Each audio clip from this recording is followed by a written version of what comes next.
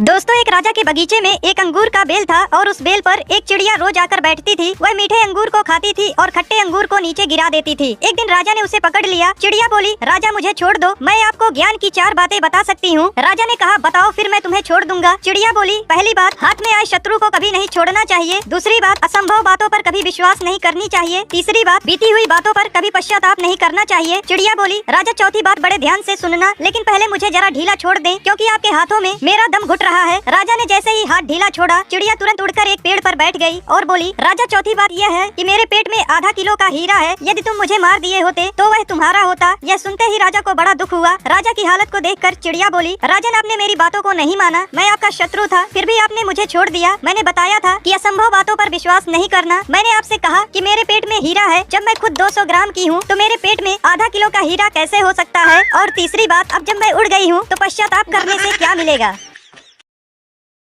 मेरे पापा के पास एक घड़ी थी जो उम्र में मुझसे भी बड़ी थी।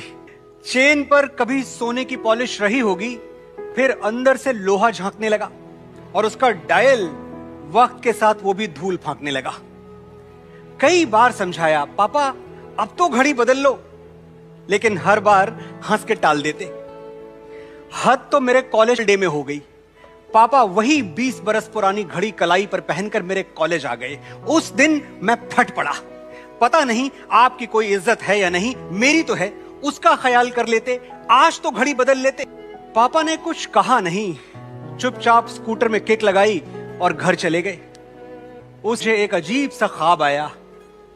पापा की वही 20 बरस पुरानी घड़ी मेरे सपने में आई और बोल पड़ी, नाराज ना हो बेटा, तेरा वक्त अच्छा रहे इसलिए मेरा बदलना बार बार टलता रहा। यस मैम, मैं ही महरीन की मम्मी हूँ। ये बताइए, इसके नंबर इतने कम क्यों आते हैं? वो तो आपको पता होना चाहिए। ये पढ़ाई में बिल्कुल भी ध्यान नहीं देती। आप लोग इसे घर में नहीं पढ़ाते? घर में पढ़ाना होता तो स्कूल ही क्यों भेजते? वैसे इसकी जुबान बहुत चलती है टीचर्स के सामने, पता नहीं किस पे गई है। मुझ पे गई है। देखिए, आप समझने की कोशिश करिए। अगर ऐसे ही इसका हाल रहा तो मैं इसको फेल कर दूंगी। ऐसे ही अगर इसके रिजल्ट का हाल रहा तो मैं स्कूल चेंज कर दूंगी।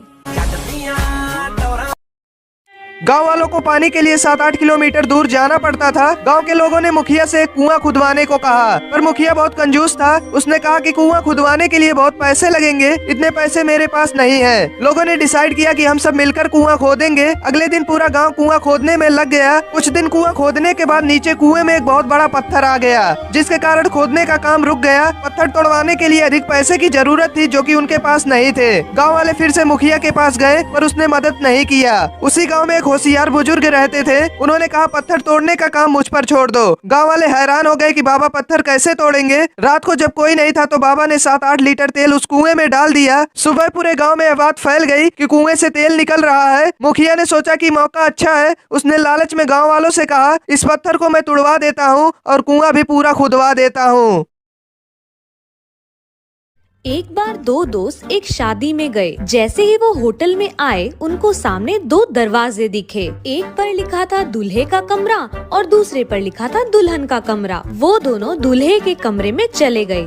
अंदर जाने के बाद वहाँ उन्हें 2 और दरवाजे दिखाई दिए। एक पर लिखा था दूल्हे के मेहमान और दूसरे पर लिखा था दुल्हन के मेहमान। तो वो दोनों दूल्हे के मेहमान लिखे कमरे में चले गए। वहाँ अंदर जाने के बाद उन्हें 2 और दरवाजे दिखाई दिए। एक पर लिखा था तोहफे के साथ और दूसरे पे लिखा था बिना तोहफे के। क्योंकि वो दोनों कोई तोहफा नहीं लाए थे, इसलिए बिना तोहफे वाले कमरे में चले गए। और अंदर जाने के बाद अगले ही कदम पे दोनों होटल के बाहर निकल गए। तो दोस्तों, अगर शादी में बिना तोहफे के जाओगे तो आने वाले टाइम में यही हाल होगा।